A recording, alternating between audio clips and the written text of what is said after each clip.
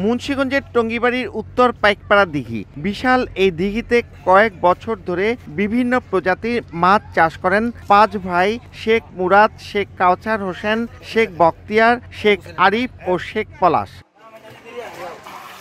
রোববার সকালে দিঘিতে মরা মাছ ভেসে উঠতে শুরু করে। এ সময় অনেকেই জাল ও ট্যাটা দিয়ে মাছ তুলে নেয়।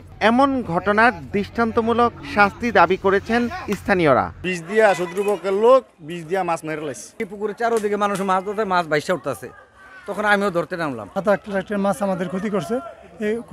এই ক্ষতি আমাদের বহন করা অসম্ভব হয়ে পড়ছে। চাষিরা জানান, মাছ চাষের জন্য একটি পক্ষ চাঁদা দাবি করলে সম্প্রতি মামলা করেন তারা। এরপর থেকে চাঁদাবাজরা হুমকি দিচ্ছিল তাদের।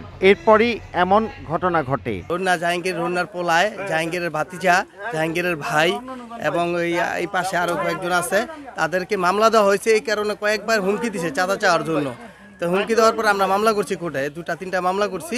মামলা করার পরে এখন হুমকি দিতেছে যে তোরা যদি কেস না উঠাস তাহলে তাদেরকে মাছ মেরে ফেলবো। এই ঘটনায় এখনো থানায় লিখিত অভিযোগ করেনি কেউ। অভিযোগ পেলে ব্যবস্থা নেয়ার আশ্বাস পুলিশের। প্রায় 332 শতাংশের এই দিঘিতে প্রতি বছর 6 মেট্রিক টনেরও বেশি মাছ আহরণ হয়।